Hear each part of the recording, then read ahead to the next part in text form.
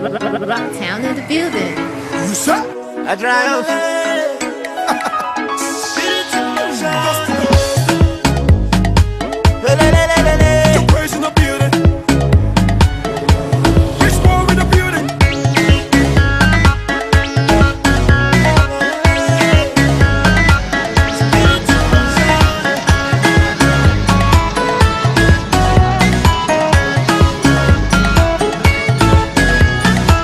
I don't come to look face for ya. Time to overtake. Favor they follow me, blessings they follow me. Yes, me baba me. I'm in my being spirit. Favor they follow me, blessings they follow me. Yes, me baba me. I'm in my being spirit. Everybody overtake. Spirit in motion. Dominate. Spirit in motion. Everybody overtake. Spirit in motion.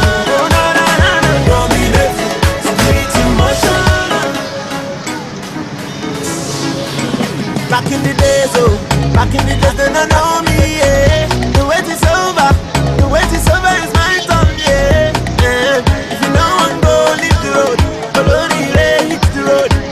Glory to glory, higher, higher.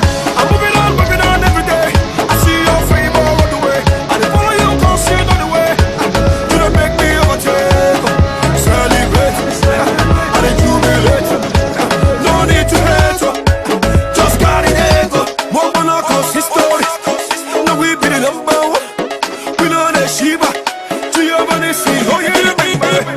We dey celebrate, we dey jubilate, no time for you wanna know the way, come follow me to BLW. I'm in my BL spirit, we know they carry last too. We dey give, we dey scatter the ball like no tomorrow. I'm a spirit in motion.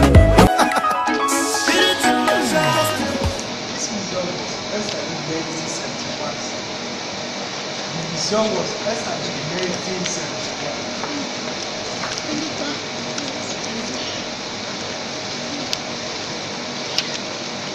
The museum also known as Science Museum. Science Museum. That this doesn't want to call it natural history museum. That just simply call it Science Museum. Science Museum. Then there is Science Museum. This museum is organized into 6 scientific departments. 6 scientific departments or units.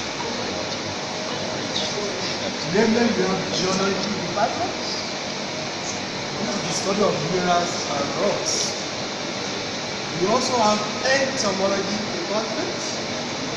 The study of insects. Likewise, we have botany department. The study of plants.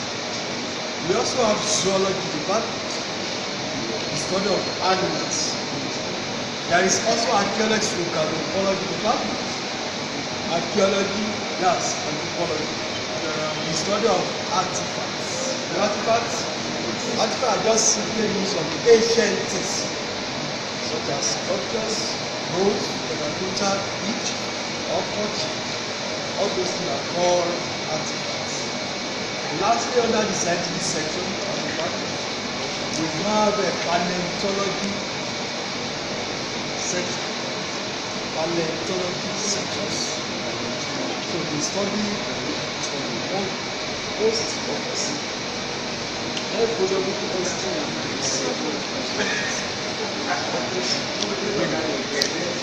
So apart from these scientific sections, the museum also has some surface sections.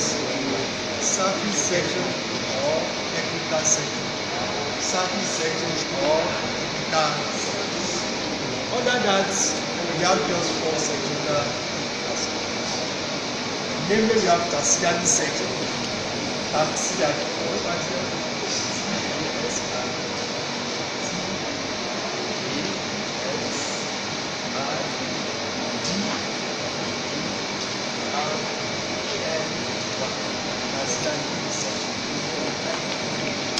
So the word tertiary museum, I don't know whether some of you can hear something like that. But you say embankment. Yeah, they will say embankment. Yeah, they use near when say the back dead human yes, can you find that yes, mortuary. Look at it. We use embalming to preserve the dead human being in mortuary, isn't it? But unlike museum. So I just want to use that one to illustrate the word consider. Consider is just an opposite of embalming. You get it? Is the opposite of embalming. So instead of using embalming there, we use the word considering method to preserve our animals and the crops. You get it? We use the word considering to preserve our animals and the crops. So when you get inside, you are going to see some animals that are being preserved. You get it? They stand erect and see their sea alive. So you'll be wondering, how do we able to package all this? So it is job of taxidermists. You get it? So they are being taxidermized. Unlike what is obtained in mortuary, where they use embalming to preserve the dead human. You get it? So apart from this taxidermy section, under the technical section, we have illustration section, illustration, followed by graphic section, graphic, then publication sections. Let me repeat myself. I said we have taxidermy section under the technical section. We have followed by illustration section, then graphic section, and publication sections. So in this museum, we have two methods of preservation. There is a two method of preservation. We have dry preservation and wet preservation. Dry and wet preservation. In the case of those dry preservation, we use the word I mentioned earlier, to preserve our large mammals. We use the word to preserve it.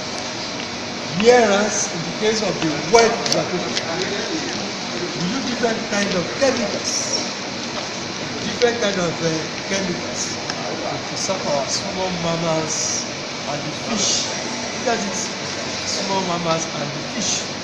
So when you get upstairs, you see the distinction between dry and wet preservation. Look at it, you see them when you get up. So what else? We have three ways of acquire this specimen to the museum. There is three ways of acquire this specimen to the museum, of gather these objects to the museum. The first method is through purchase. The second one is through donation. The third aspect is that through field trip.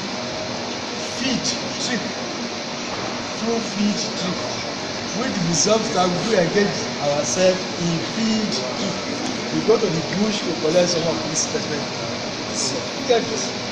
I mentioned, I said we have two what? The first one, purchase, donation, you get it. So, finally, we have three galleries. Three galleries. So when you are done with the first one, you move to the next one, which is upstairs. Just steer through the staircase. When you are done with the middle ones, you go to the third one, which is skeleton galleries. So when you are through with the skeleton galleries, there's an exit at that third gallery. That is where you expect to pass out. Because there's another staircase at that end. That is where you expect to pass out with the bus. You get it? So, children listening to this instruction, Islam some rule and rebels. Please, don't touch anything. Don't touch the glass, don't touch the display objects. All those display objects, they contain some chemicals which we don't want to be affected. Look at it. So you can only put your eyes in. Are they paid for photography? Okay, so you are free to take as many pictures as you like. Look at this. But you cannot touch anything. Don't touch anything. So you are welcome again. So my partner will take you around the galleries. He's an expert. Will tell you details about this place. If you have any questions, So petroleum is contained in this bottle. Crude petroleum is very economic mineral. Nigerian economy depends mostly on this crude oil. We get most of our revenue from the crude oil. At least for today. We have coal from Enugu. Coal, C-O-A-L. C-O-A-L. Coal is also a mineral. It's a mineral. It's a form of sedimentary rock. It's a mineral deposit. So we have places in Nigeria that has it. We have Enugu. Enugu has some deposit of coal. And we also have some at Lafia. That is in Nasarawa State. We have Lafia coal and we have Enugu coal in Nigeria. We have lead ore. You know lead. Lead metal, Pb. That is a non-ferrous metal. This is the ore. All metals exist in form of their ores under the earth's crust. So this is lead ore. This is where they usually smelt lead from. So we call it bitumen. We have the bitumen oil and asphalt, which we call bitumen. Abi, the bitumen is used for road surfacing. If you don't get bitumen, you can use tar sand. Tar sand is compatible to bitumen when they heat it, and they use tar sand to generate some other things. So it's usually used for road surfacing. Then we have glass sand. Glass sand. The sand that is used for making glass. We call it silica sand. Silica. S-I-L-I-C-A. Silica sand. So it's used for making glass. That is one of the raw materials used for making glass. And it is also used for making abrasive paper. You know abrasive paper? You can give me an example of abrasive paper. Just an example. Sandpaper. Have you seen a furniture maker before? Yes, sir. When they are smoothing their wood, that paper, that ash paper that they use for that is, they can use this sand also for making it. We also have mica, M-I-C-A, M-I-C-A, mica. Mica is also a sedimentary rock, so and it is used for lubrication. Lubrication is more or less, an insulator. Can be used for insulation, can be used for lubrication, and so on and so forth. So that is the minerals we have here. So we have both solid minerals here. Hey, let him go through. Let him go through. We have ceramic. We have ceramic. Ceramic. When I say ceramic, I know that you know it. All of us, we are in secondary school, Abi? Yes. So when I say ceramic, at least JS1 must have heard of ceramic before. It's a class of engineering material. So the chief raw material, the chief ceramic is clay. Clay is over there. That is kaolin. Kaolin. C-A-O-L-I-N. Kaolin is a special clay. It's a special clay. Some people call it China clay. Don't push it. Some people call it China clay. It's very useful. They can use for making pots, ordinarily for making pots, but it can be blended with all these things you see here. You have marble, you have laterite, you have quartz. You can blend that clay with all those raw material and use them for making these articles you see here. You see these articles? Serving plates, mug cup, tea cup, flower vase, water closet, floor tiles can be produced from all these things. Okay, that is it. We have all of them in Nigeria. We have all of them in Nigeria. Then we have the tin. We have tin. T-I-N. T-I-N. The chemical name is SN. Abi? Yes, So this is one. This is the one we have here. This is the whole of tin. We call it cassiterite. Cassiterite. C-A-S-S-I-T-R-I-T. Cassiterite. It's found in Jos. Jos is the home of tin. Jos is the home of tin. Can you tell me where Jos is in Nigeria? Plateau. So that is the capital of and Plateau. So Jos is the major mineral we have as tin is the major mineral we have as Jos. We also have associated minerals that can be seen around there. We have tantalite, we have bismuth, we have sphalerite, and so on and so forth. And so on and so forth. As well, that is what we have. So this tin is used for making bronze. It's used for making what? Bronze. B-R-O-N-Z-E. Bronze is an alloy of tin and copper. Alloy of tin and copper. When you add tin and copper together in their molten state and you mix them together, they become bronze. So that is that. So we go to that place.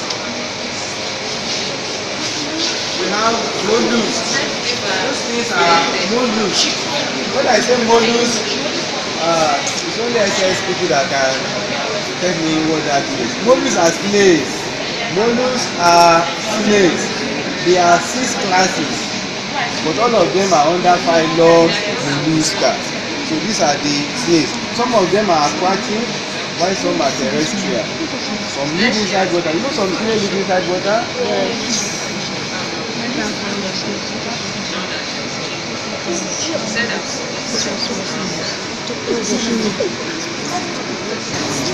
Let's move now. At paleontology, we have paleontology, paleontology. Section that has to do with fossilized Look here, this is where it's talking. objects. The first one is crocodile skull. Crocodile skull. The next one here is Please, if you have seen it, just move. myself here. We have entomology. That is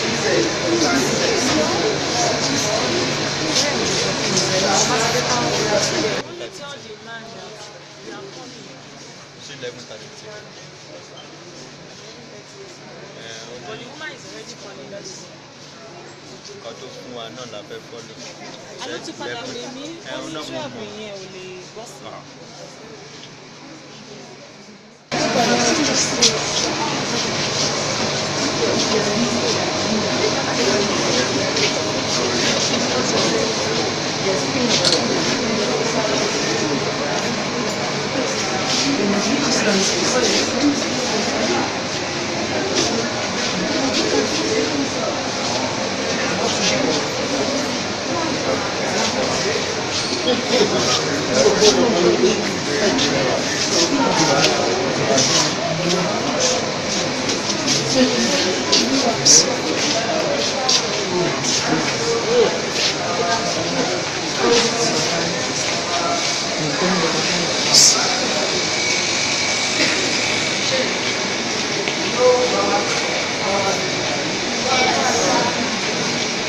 power line.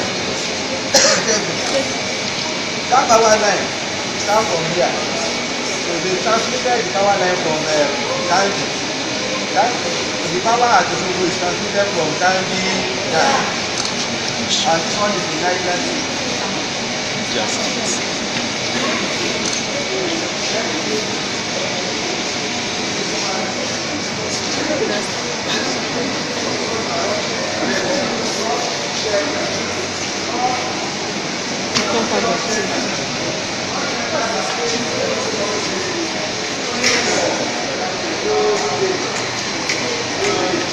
have them at this, we have the ITP, and so on, the half of shelter. Move on, move on.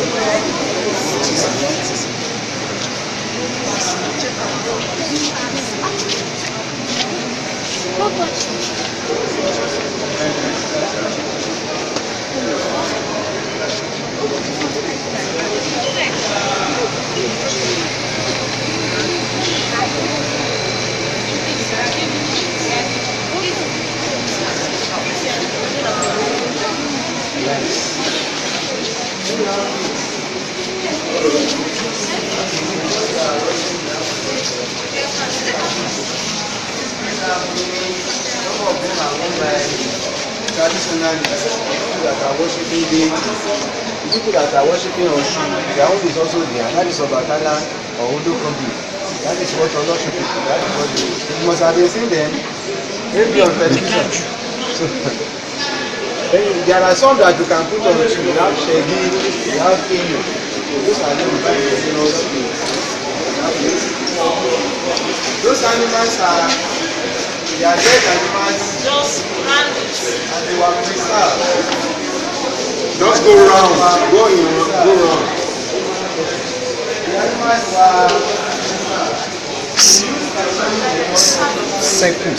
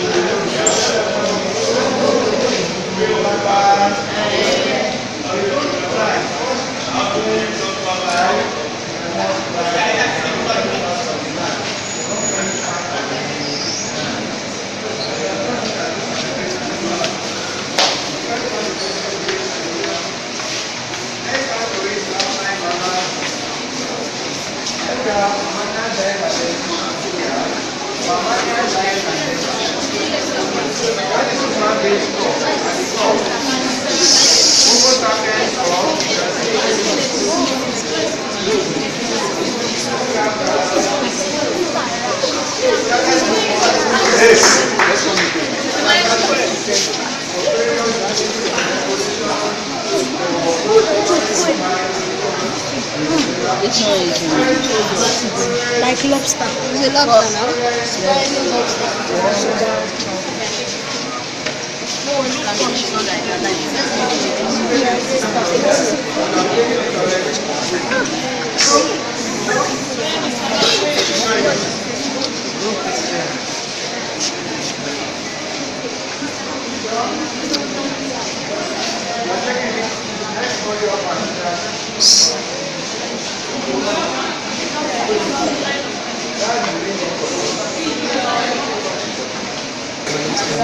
That's chemicals.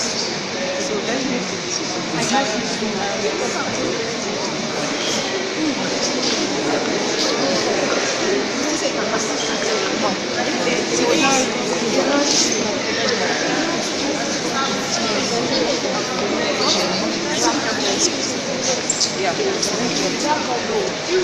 That's eagle, right? Yeah. Eagle. Yes, the black eagle.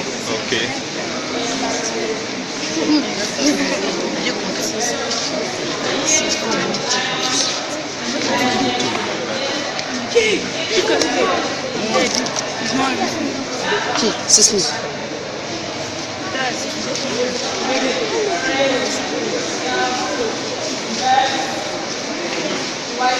Bees, and also we have the python over there, the nest of birds, and also we have the tortoise.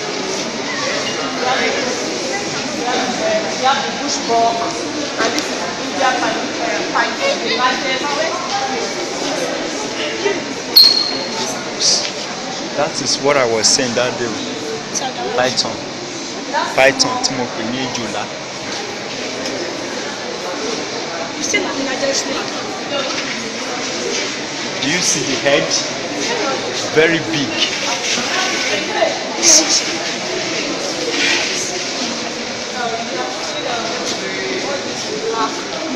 But they usually have that kind of nest. And that's the crocodile. The scientific name is Crocodylus niloticus. And we also have, they create this environment so that it will look as if it's a natural environment for them. For you. And the last section we are going to is the skeletons gallery.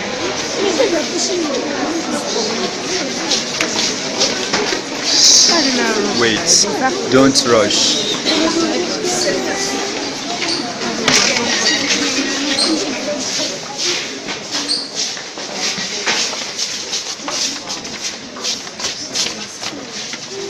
Don't rush.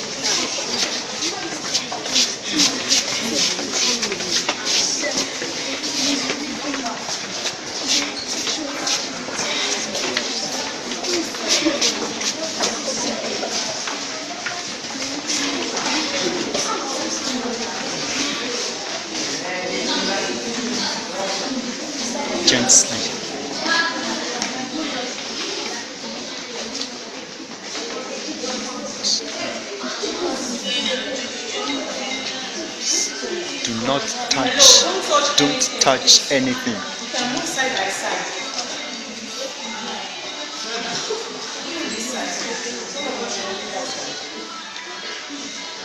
That is giraffe.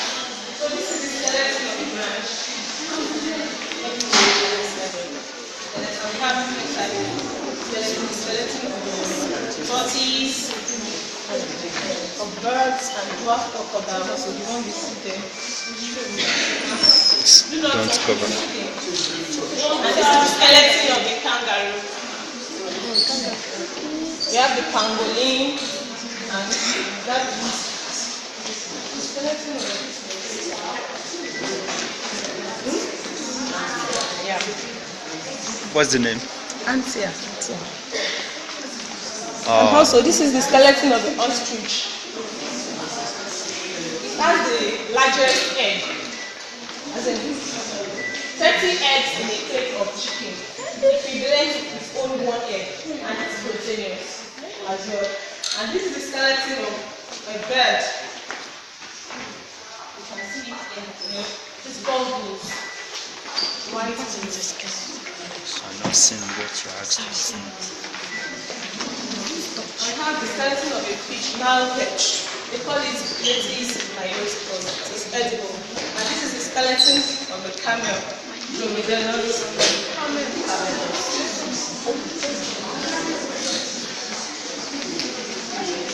And we have different types of skulls of animals. We have the skull of elephants over there and its feet. And we have this, the head of baboons, camel, dog, and others. These are their skulls. And this is the elephant. Yes.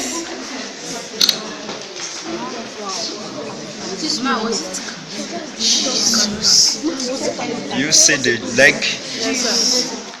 the thigh of elephants, like wood.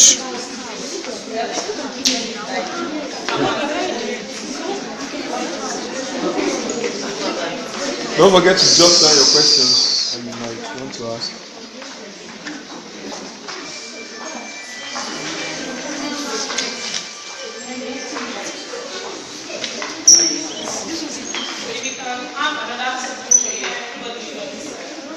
Yes, so just take it from this side. So they should stay like that.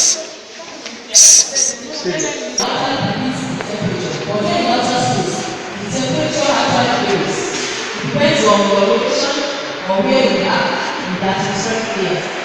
There are some people say that you don't apply it first. You just apply to your certain areas. There are some areas of that you say you be, and it's very and there are some areas that it's really hot. So temporary ways depending on where you are. And lastly, I want you to gravity. On head, you know when you throw something up, you expect it to come back because there is a force that is acting on the object, and we call it gravity. Gravity is the object towards the center of the earth. That is, in the place that what I'm trying to talk about. Gravity is a natural phenomenon, and it's a kind of force that gives weight to physical objects and it causes objects to fall to the ground when dropped from the height. And like you can see in that picture, when you throw up the ball, gravity acts on it, tends to pull it down. But here in outer space, objects actually moves because we have what we call microgravity. That is, the effect of gravity cannot be really felt in outer space. So we have what we call microgravity. That's why you have astronauts, you have objects floating in outer space because we have less gravity of less than 1 mission. So, and I would like to talk about microgravity. When we're talking about microgravity, we know we talk about gravity. Gravity is a force. So what is now microgravity? Microgravity is a unique environment in outer space where the effect of gravitational is minimized. That is, you are not really feel gravity in outer space. And it is very small, like I said, compared to other gravity. It's like an acceleration of less than 1 g. And we have some conditions where we might spacecraft, the ISS, and so on and so forth. As you can see in this picture, you see, like I told you, you see people floating, astronauts floating in outer space, subjects floating in outer space, because we have what we call microgravity today. That is, gravity is not really felt in outer space. And you see people inside the pool. They are also going to experience weightlessness inside the plane, but from there, this is not in outer space, or a special kind of plane where they experience weightlessness. They are going to find microgravity. So, then, our center also, there's what we call the zero-G flight, or the zero-G program. And annually, South annually at Kennedy Space Center, Florida, USA. People are going to experience weightlessness inside a special kind of spacecraft that you relate to close and you feel weightless as if you are in outer space. And it happens annually. Our center has sent 372 students on the zero-G flight, and their names are Stella Felix, as you can see in that picture. She was made to experience weightlessness in the United States of America inside a special plane. Then the second person that was sent on the zero-G program is he was also a secondary school student. And the last person that was sent was online. So they traveled to USA to experience weightlessness inside the spacecraft. And there's this experiment we had some years ago in our center too. We had this device being related to the United Nations. It's called the Time Studies. The students were made to perform experiments as in to plant some seeds, and they watched the way the seeds react under microgravity conditions. That is, we need the process for us to plant in space. That was the essence of the experiment, and they used the special kind of device called the Time Studies. And as you can see, they planted the seeds germinated, and they watched the seeds in different environments. From there, in outer space, how do we react to microgravity? So what are the things that can be found in outer space? We have so many things in outer space.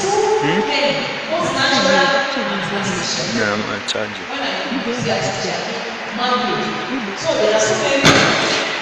We have from planet to space debris, radiations. We have radiations in outer space too. Then gases and so on and so forth. So I think I have to move fast now.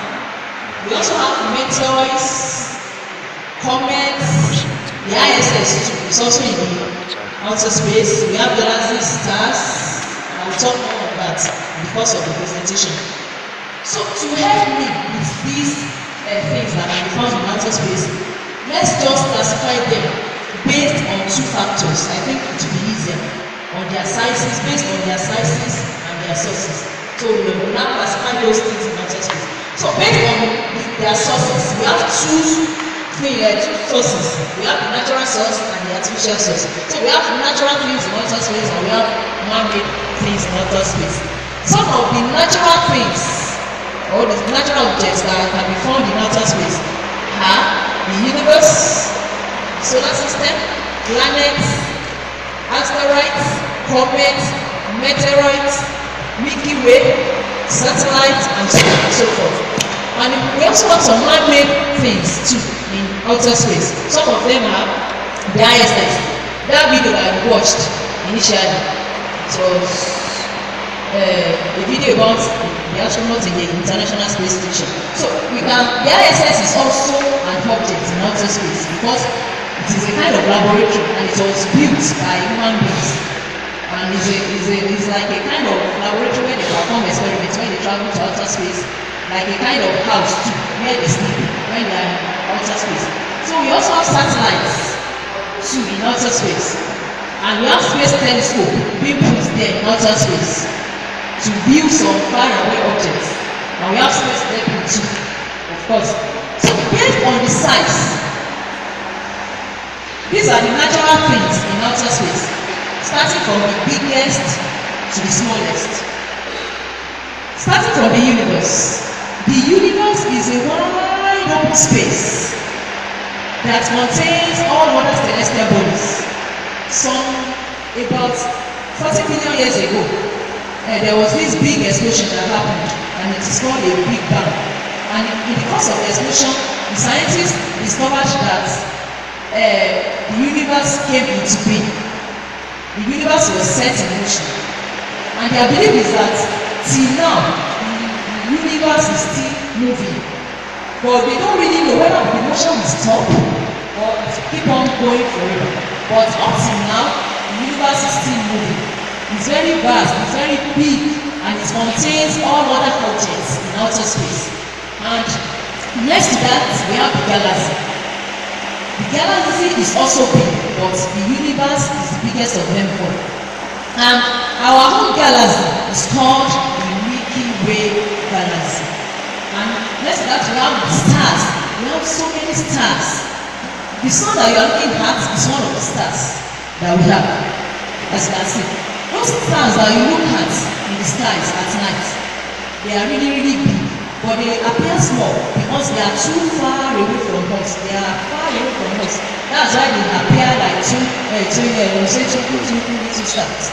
They are really, really big, but they appear small because they are far away from us. So the sun is one of the stars, as you can see. And we also have the solar system that contains the sun and the 8 planets. We used to have 9 planets before, but Pluto is no longer a planet because it couldn't meet up with the requirement to be a planet. Because there are 3 major factors for an object to be referred to as a planet. It has to meet 3 conditions.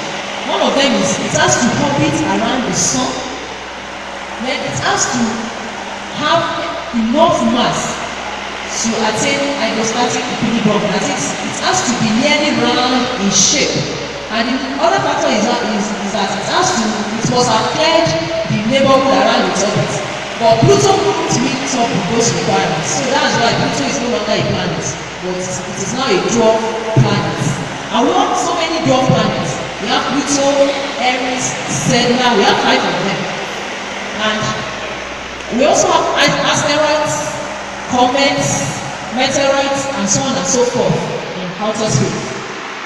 Like I think I've explained this. So that's just the picture depicting the solar system. The sun with the sun and the planets around it. So these are some of the things that we can find in outer space. And like I said, asteroids too, they are also in outer space, but they couldn't meet up with the requirements. So they are not planets, but they also orbit around the sun, but they are not planets. They can be found between the orbits of Mars and Jupiter. Now you can see Ceres. Ceres is between Mars and Jupiter. Ceres is the biggest asteroid in outer space. Ceres is the biggest asteroid in outer space, but it cannot be called a planet because it couldn't meet up the requirements. So, but it is referred to as an asteroid in outer space. So, it's also asteroids are also raw materials that can be found in outer space. Some countries even plan to be mining near the Earth for asteroids, so that that one will even be fetching money for them.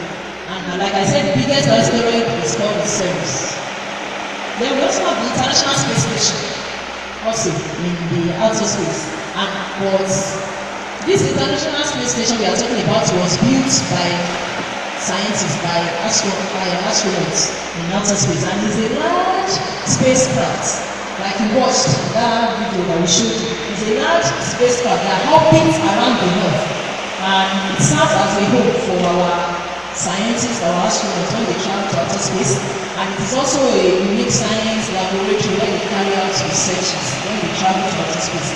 And it was being built and managed by 5 major countries: the US, Russia, Canada, Japan, and I think the European countries. So these 5 countries, they have 5 major contributors to building the ISS. And that's the picture of how it looks like. It can be really, really big, but that's just a picture of how the ISS looks like. Looking at it, it looks like a satellite. The ISS is actually a satellite too, but it is a satellite of the Earth. We also talk about that later. And of course, we also have space debris in outer space.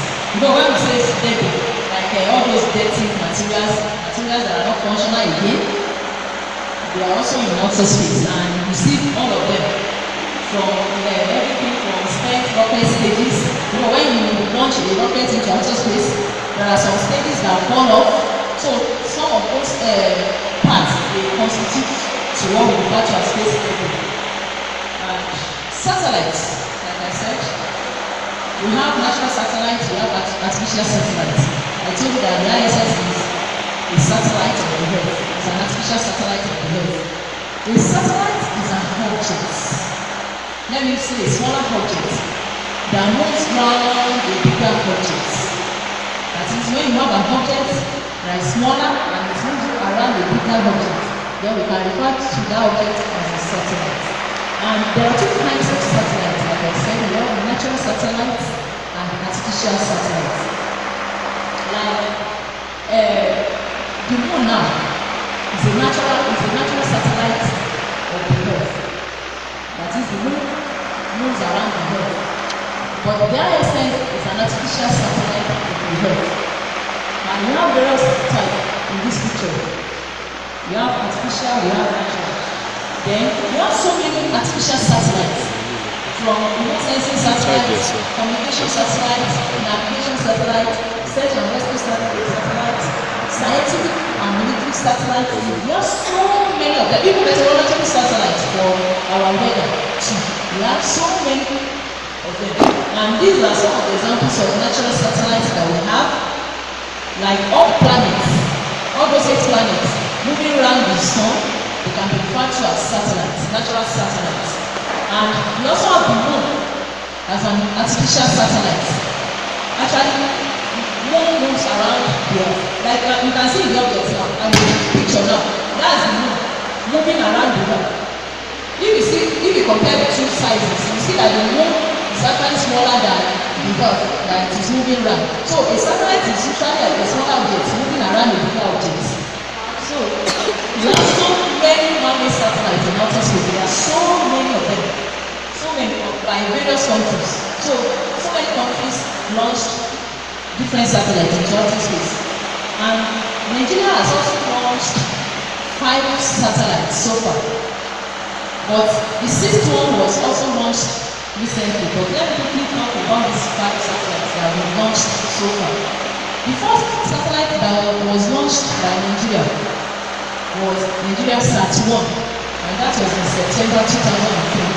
And then the other ones that were launched just of recent, Nigeria Sat-2 and the Nigeria Sat-S, they were launched in August 2011. All these 3 satellites are called Earth observation satellites.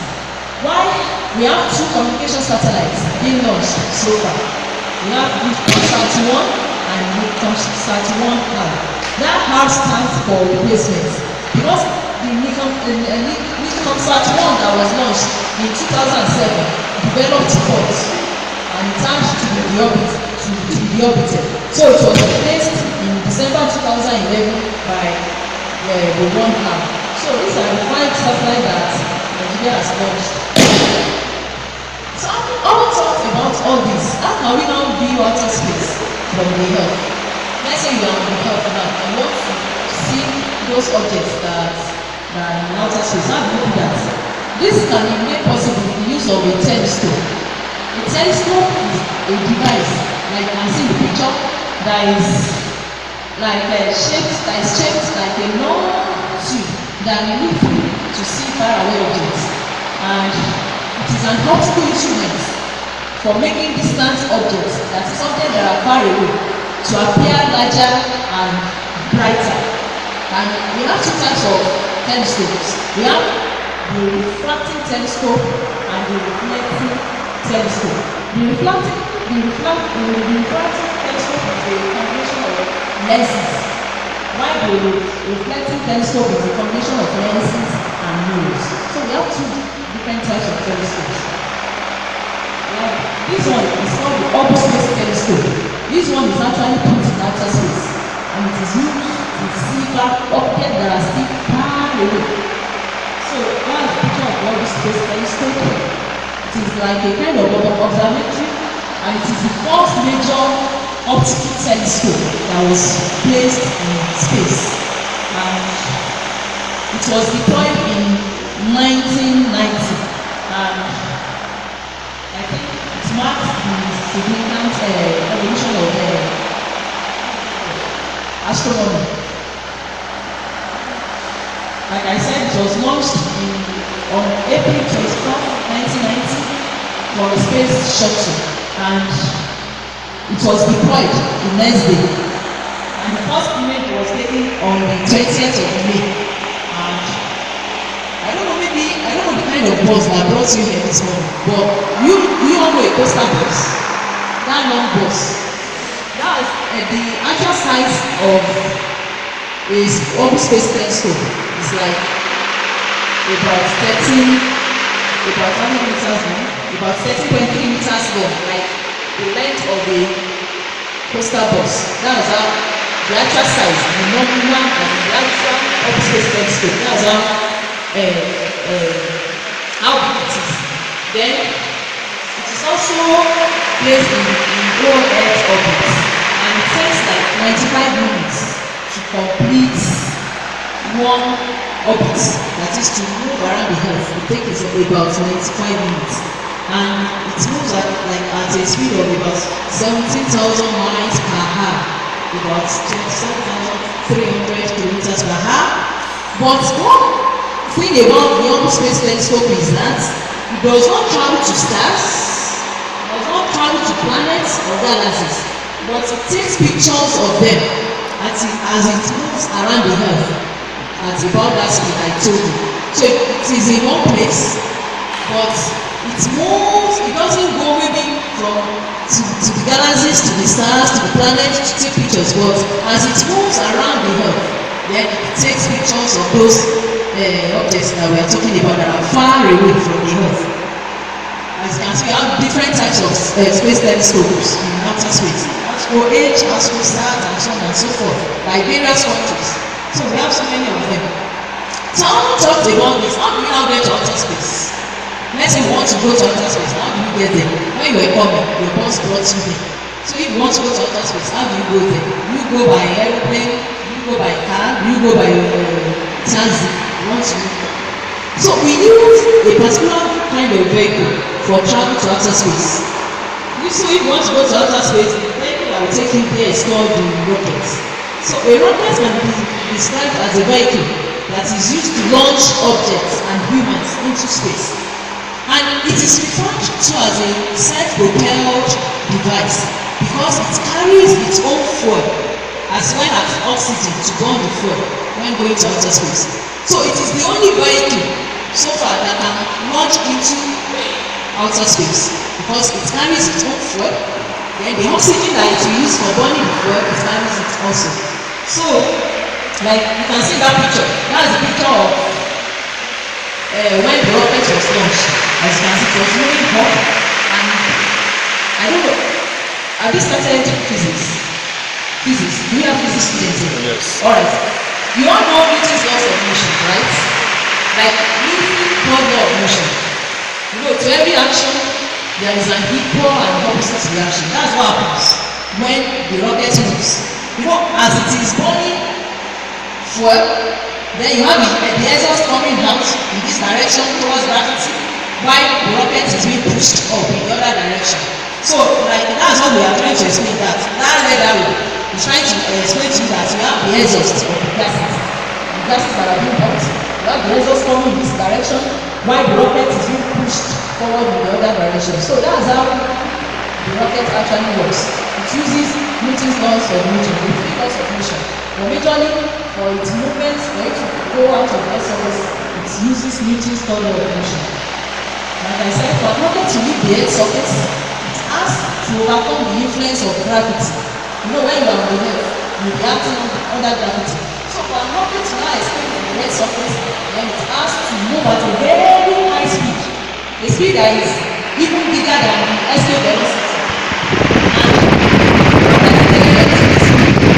And this third law of motion, like I've told you, that is, it burns as the fuel is burning, then you have the exhaust coming out and the rocket is being pushed in the other direction.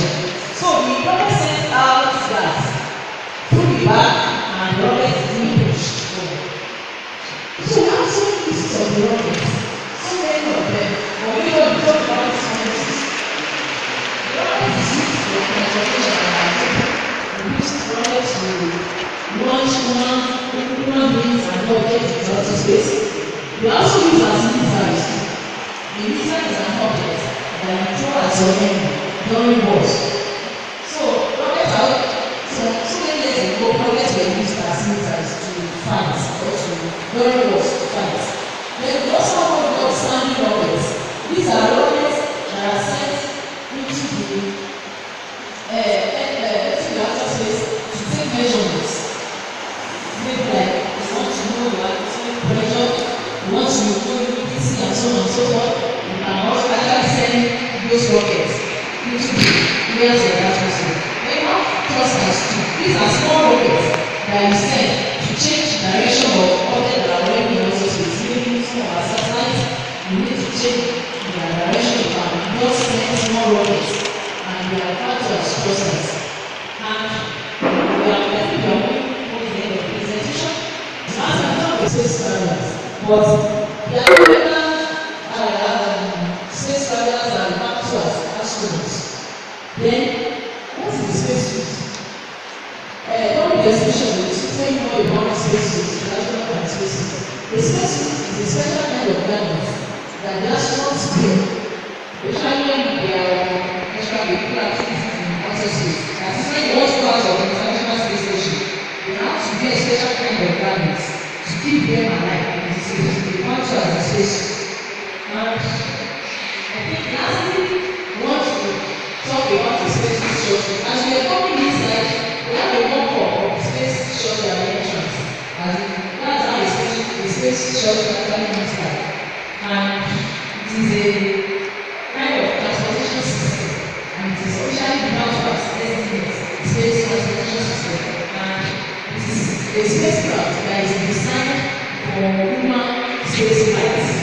That is to take scientists to outer space. Then it has three major components. It has two wide-stomach rocket boosters on the sides. It has a big tank for fuel. It also has an orbiter where our astronauts where they say they travel to outer space. So that's the picture of how it looks like. But now they are proposing to replace the space shuttle with another vehicle called the SNS. Okay? Someone that goes to space is one thing or the other and now comes back. What people to ask you? Okay?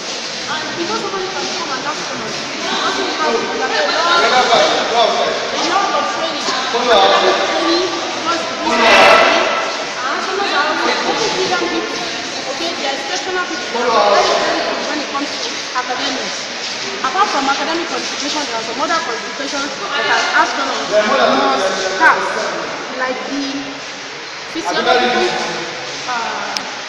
condition of the person, the psychological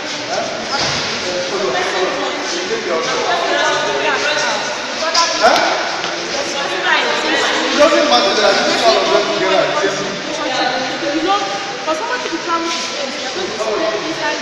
When people travel to space, you only stay inside a special place. You go to their space, you don't so there are laboratories that are done on space stations. That is where astronauts stay when they go there. You understand?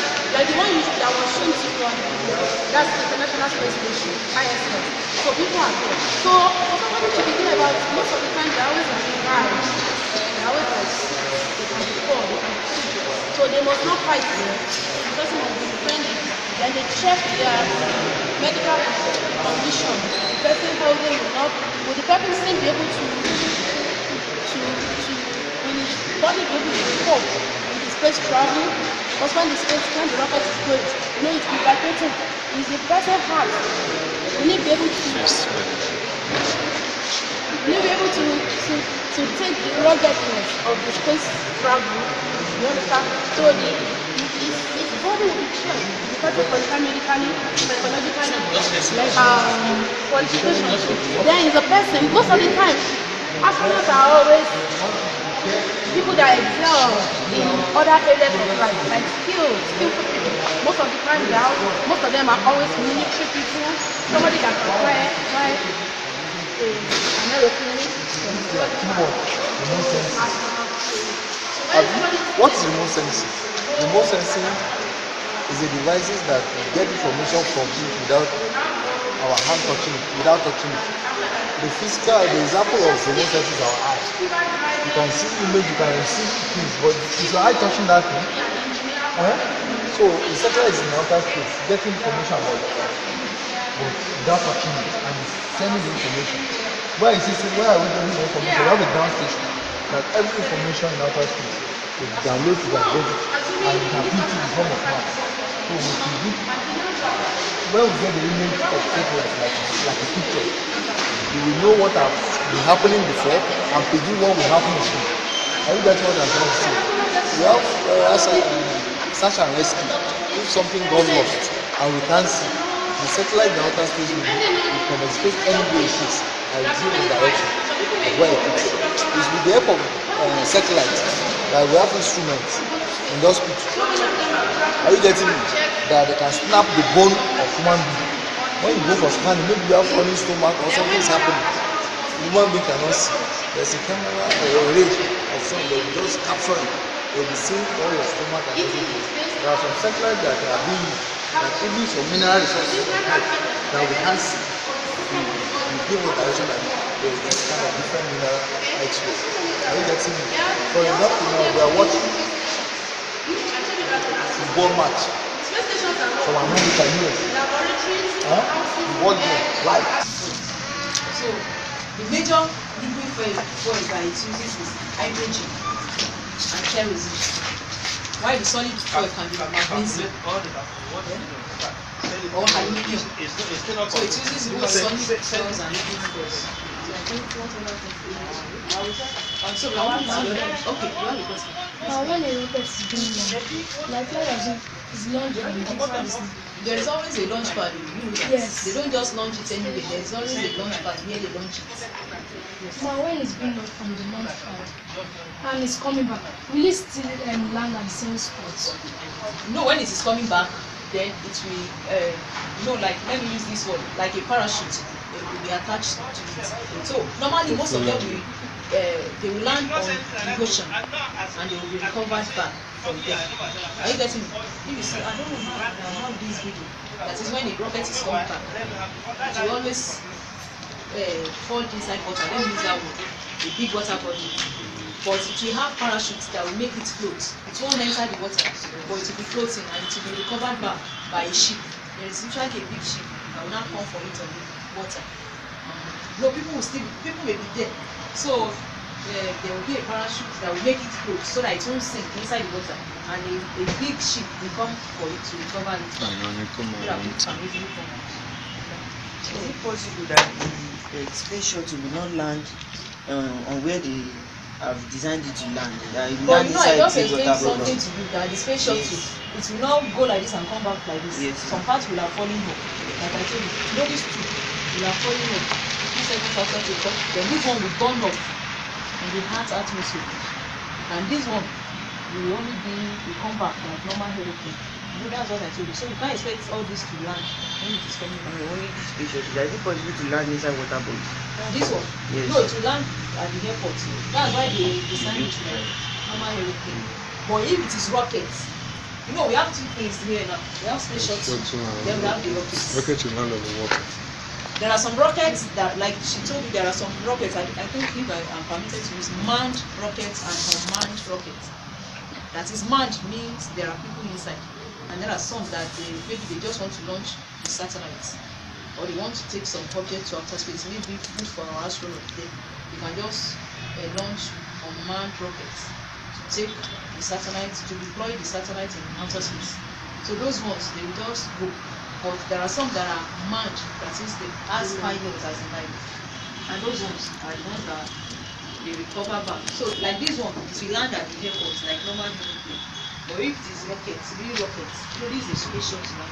If it is real rockets, it will always land on, as in let me say, it will always be deployed on the water, the big ocean, and it will be recovered by a ship.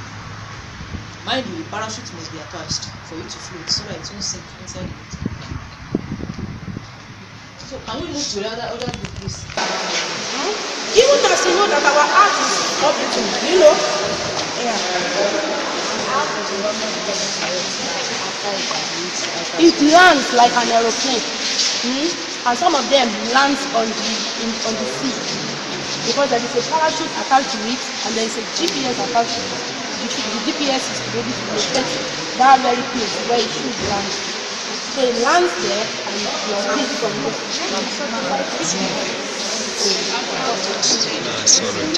When we are configuring it, each of them has a different position where it should orbit. So you can't crash. You understand? Where there are accidents, it's just minimal.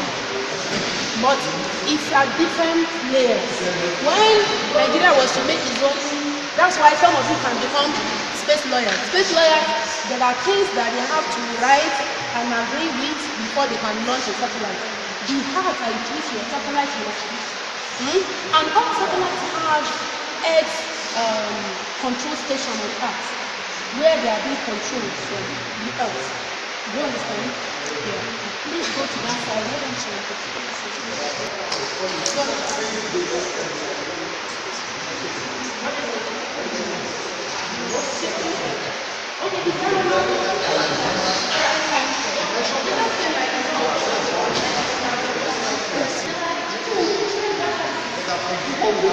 Next 5 or 7 minutes, especially, and give earlier warning to those that dig out where there is variable to flood. You know, when rain is too much, aqua or it can cause flood.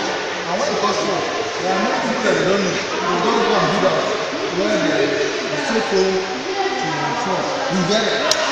Then the water has captured some houses and everything. So they give warning. People should not be here to where they flood. They will not be victims, they will not be. You understand? And we have some, look out, the simple function of the settler. Our communication is settler. Without settler, we can't be communicating. Anywhere we are in the forest, we communicate. We ground. We search for something, we settler. Without the help of settler, we won't be able to get all this information. Now, there are some satellites that help us with the help of sensors. They will attach the sensors in the car. Anywhere the stolen vehicle is, they can locate it with the help of satellite. You understand? Even you are present the phone now, if you have your numbers and everything, if they see your phone, and no matter the location of the person, even though you put another seat, they will be able to track it and tell the location. They will locate who is using it. All these things are not natural. It's not ordinary. Go Brown Town, Estana Town. Before.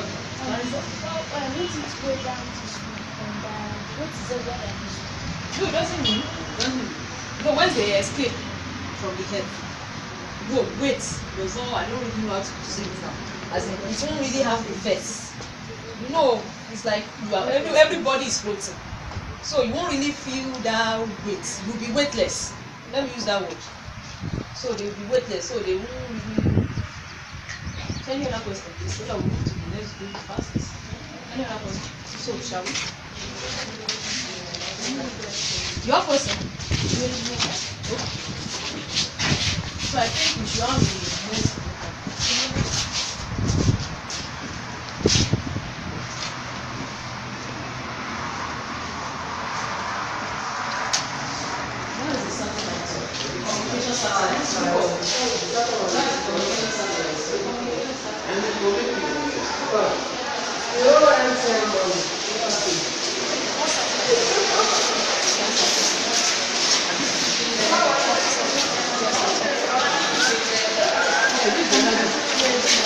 The last group now. Have you been to that group? Yes. That's the Nigeria satellite. The first satellite launched by Nigeria. That's the method. How it looks like. But this is a communication satellite. So there are solar panels. Yes, solar panels. You know, they use sun rays as their source of energy in outer space. So they have solar panels. So that these panels, they will be receiving rays from the sun to power these objects. Solar panels. That's what makes them now. No, they receive rays from the sun and they convert it to energy by powering the satellites.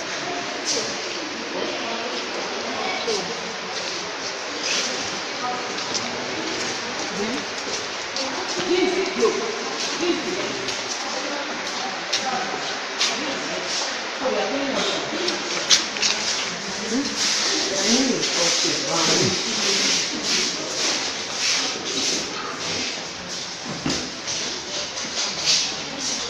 Here we have. You can touch it now. Why is it so nice? Yeah, so here we are. You cannot open it. Hello, you cannot open it. So this is the space shuttle. Then some people call it space transportation system, STS. Space transportation system, STS.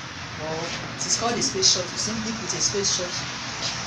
And look at what the space shuttle, I already told you, it has 3 major components. You know, I told you when we were inside it. It has slender, solid rocket boosters by its sides. These two, they are solid rocket boosters. From the word boosters, you know, when you are not feeling too fun, maybe you are very weak, you need energy.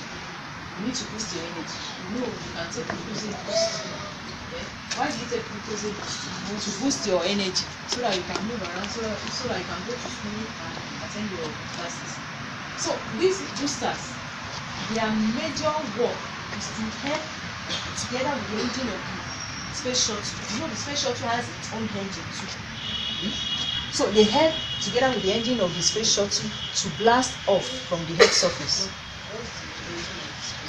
To be, as you can see, you know, these are the exhausts. These are exhausts. So the engine should be around this place. I'm not too sure, but the engine, you know, when it is going up, you see, what do you call it? Exhaust coming out. So it has engine. For you to know that it has engine. So few seconds after takeoff, you know, I told you already that these boosters, they will help together with the engine of the space shuttle to move, to escape gravity. You know, gravity always acts on objects. That is, gravity will always tend to pull objects down. So for this to escape from the influence of gravity, then it has to move at a very fast speed. So these ones, they will help together with the engine to blast off the objects from the Earth's surface. Then after a few seconds of takeoff, these two, after a few seconds, once this thing escapes gravity, then these two, they fall off. They will fall off. They will fall off. Right? So they will have designed it in such a way that it has to fall off. Why? I'm still talking, please. Because it has accomplished. No, it's a good question. It has accomplished its mission. It has completed its work. Because its major work is to boost the engine of the space shuttle so that it will escape gravity. And after a few seconds of takeoff, these two, they fall off. And you design them in such a way that when they fall off, they fall into big water bodies, like a big ocean, and they can be recovered back by a special kind of ship. There is a special kind of ship that they use to recover these two back, and it can be reused for another mission. Then, after those two are falling off, then you know this big tank is the one that is carrying the fuel, and it can be liquid fuel, it can be solid fuels. It depends. The major liquid fuels that they use is hydrogen and kerosene. While the solid fuels can be magnesium, it can be aluminium. So this big tank, once they enter outer space, this one burns off back into the Earth's atmosphere.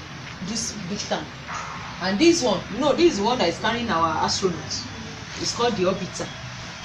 Orbiter. BITAR. So, and it can contain like 5 to 7 astronauts at a time. It can take 5 to 7 astronauts at a time.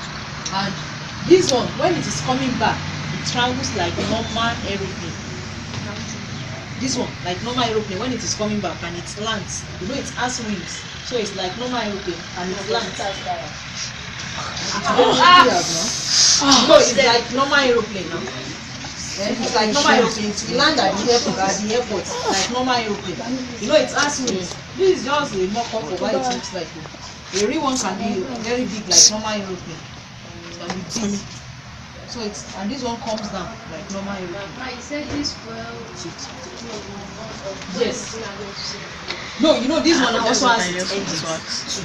It will have its fuel as in like normal aeroplane now. So it doesn't need this tank again. Once it enters outer space. Are you getting it? Once it enters outer space, you know it will be floating. So it doesn't need any engine to boost or to fly. But when it is coming back, you know it will be fully stable. It will be under free fall. It will be coming down, acting under gravity. You know it will always be pulled down. So it doesn't really need any booster or anything to boost it. But this will be it will be like normal aeroplane. It also has its engines too. This one.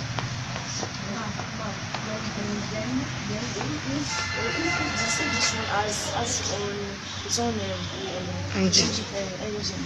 What's the use of this fuel tank? No, you know it's to give it for. But maybe in outer space when they get there, if they need to fill, you know this one we also have its tank too for fuel. But this one is just to supply fuel when they are blasting off from the head surface. But once this one is coming back, it works independently. It works on its own like normal aeroplane. Solar panel. Solar panel.